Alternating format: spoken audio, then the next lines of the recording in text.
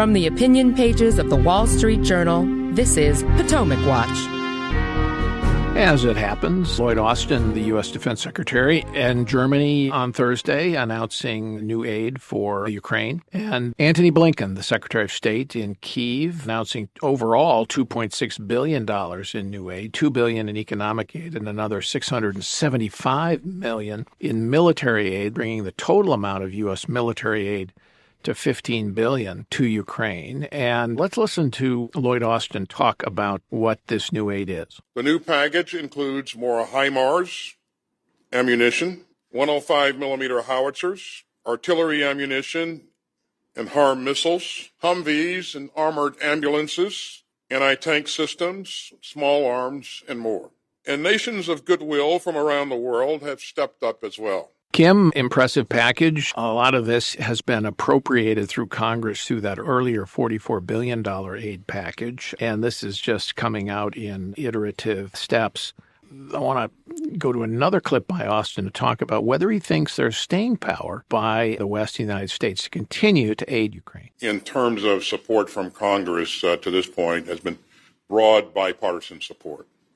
And based upon the interest and the support that we've seen, I fully expect that we'll continue to receive broad bipartisan support because our leaders recognize how important this is, how important it is that we continue to help Ukraine have the ability to protect its sovereign territory. Kim, optimistic statement there by Lloyd Austin. Just as a counterpoint, a couple of months ago, we had a visit by a very senior member, foreign policy official in the Biden administration, who was a little less optimistic about whether Congress would appropriate another $44 billion for Ukraine. Now, the president has proposed a supplemental spending bill of $47 billion for Congress to pass here in the next month. That includes COVID funding. It includes disaster relief. It includes a catch-all of a lot of different things. But I think there's another $12 billion or so, perhaps, for Ukraine.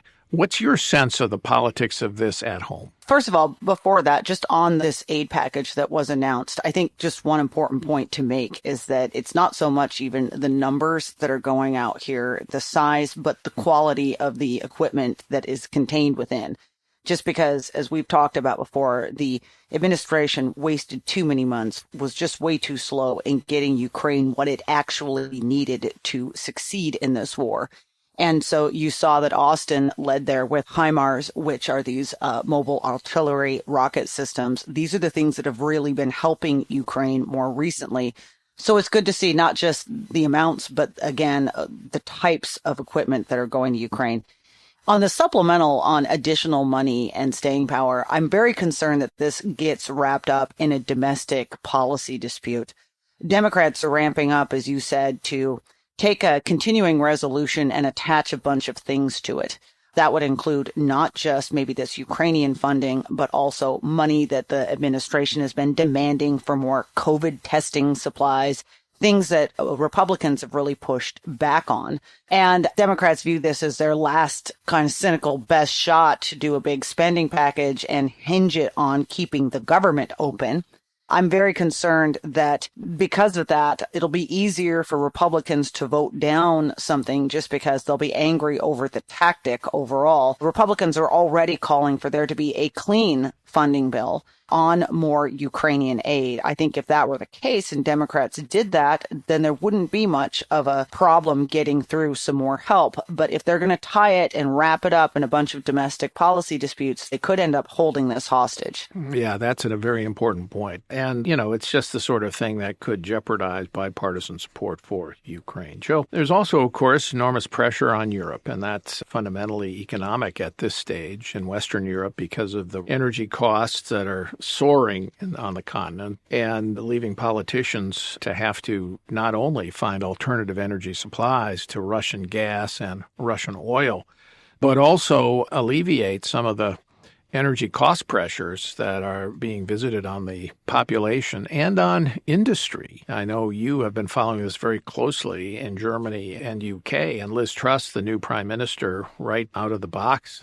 after she became PM, putting out a package that some people are saying is 150 billion pounds of subsidies and a price cap on energy bills that will have to be picked up by the taxpayers. Give us a sense of the magnitude of all this. Well, Europe has two different energy crises that are going on at the same time. I mean, the first is the energy price crisis, which I think is what a lot of households are feeling particularly acutely, which means a lot of voters are experiencing that. And this is related to the fact that a combination of factors, the various shortages and supply disruptions coming after the Ukraine war, but also decades of overinvestment in unreliable renewable power here has been pushing up the prices, putting a lot of strain on households. And so governments are under a lot of pressure to deal with that. But the second problem is also going to be an energy security or availability crisis, which we'll start getting into in the winter, which is going to hit businesses, especially a lot of manufacturers who are big employers who require constant supplies of energy to keep their furnaces hot, to keep the equipment from breaking down, to keep production going, to keep supply chains going. And so I think Europe is really failing on both of those fronts. It's not delivering affordable energy, and sometimes it's not going to be able to deliver energy at all. Well, what's the staying power in Europe, do you think, through this winter as these price hikes and calls probably for some kind of rationing, turning down the thermostat, getting under the covers in chilly evenings? Joe, what's the staying power in Europe? Well, a lot of it is frankly going to depend on the temperatures. We're now hostage to the weather over the coming few months. I think the best scenario is that it's a relatively mild winter as European winters go. If that happens, countries like Germany have made a lot of progress over the summer stockpiling gas. Germany's gas storage are about 80% full at this point. And, that gives them some margin to play with. You'll still have to do rationing, especially for some industrial users. People will have to keep the thermostats lower than they ordinarily would at home. But there's some hope they could get through with modest economic damage. But that's not going to be the case if it is a colder than usual winter. And if that happens, I think all bets are off. And Kim, what continues to astonish me here is the degree to which politicians in Europe and the United States still aren't willing to admit that one of the big problems here, maybe the core problem, is this fanciful reliance on solar and wind power to power a modern industrial economy. I mean, they have invested so much in that. When the sun doesn't shine, goes behind the clouds, or it sets for the day, wind doesn't blow, it just cannot work. And you're seeing this in California with the grid. Here in the summer, suddenly California is basically saying, go out and buy an electric car, and in a few years we're going to make you buy an electric car. And meanwhile, would you please turn off the AC? Because, we don't want to have an energy meltdown or a grid breakdown. I mean, it's preposterous, and there's no sense of the contradiction here, admitting the contradiction on the part of political officials. Yeah, the other thing that this has really exposed is the point that we on the free markets make all the time, is that solar power, renewable energy is not apart from traditional fossil fuel energy. You need plants like that to back them up. So it isn't as if, even though Germany invested in all this renewable, they can just run on their own.